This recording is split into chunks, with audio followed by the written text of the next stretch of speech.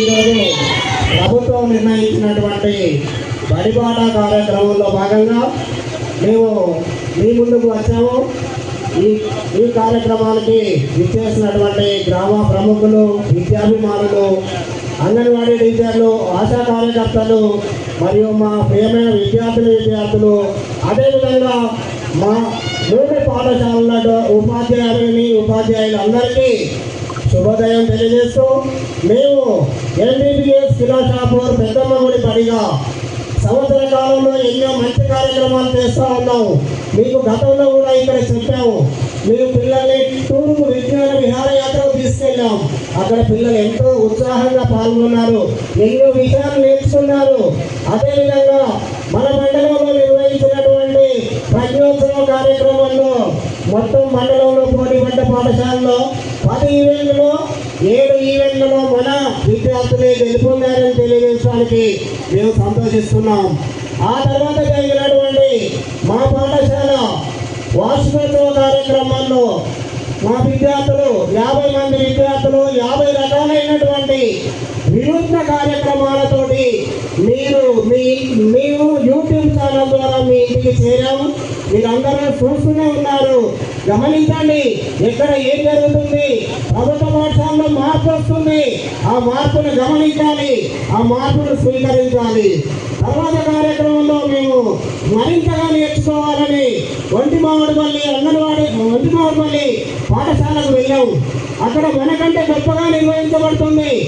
ఆ గ్రామంలో ఉన్నటువంటి ఆ యువత ఏం చేశారంటే, మూతబడినటువంటి ప్రభుత్వ పాఠశాలలో కూర్చొని గ్రామ అభివృద్ధికి ఏం చెయ్యాలని ఆలోచిస్తున్నారు. ఆ సమయంలో ఒకరికి వచ్చిన ఆలోచనే, మొట్టమొదటిగా మనం ఈ బడిని కాపాడుకోవాలి. ఆ బడిని కాపాడుకుంటేనే మన విద్యార్థులు బాగుపడతారు, మన గ్రామం బాగుపడుతుందని వచ్చినటువంటి ఒక చిన్న ఆలోచనతో ఆ యువత అందరూ కలిసి ఆ బడిని ఆ సంవత్సరం గెలిపించుకున్నారు. అందరూ కలిసి ప్రభుత్వం నుంచి ఎలాంటి సహాయం లేకున్నా వాళ్ళు స్వతహాగా పెట్టుకొని కొన్ని తరగతి గదులు నిర్మించుకున్నారు.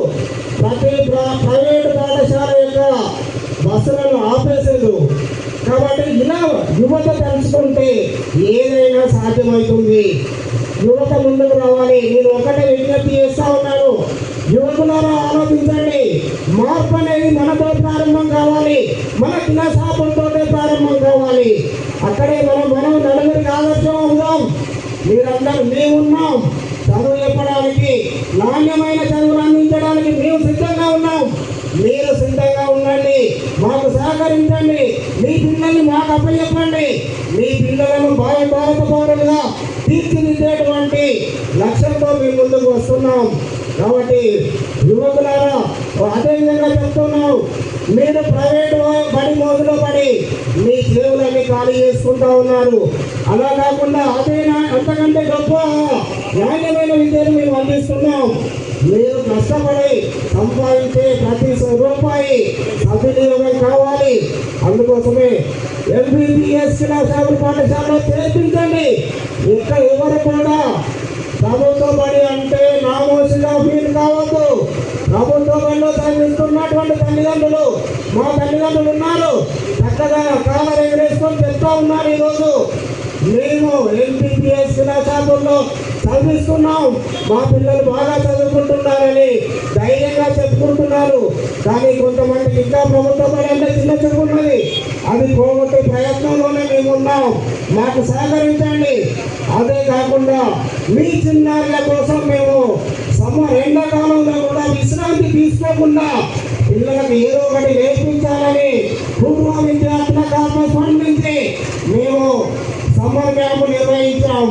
మన సమ్మర్ క్యాంపులో 14 రోజుల పాటు 14 మినిట్లు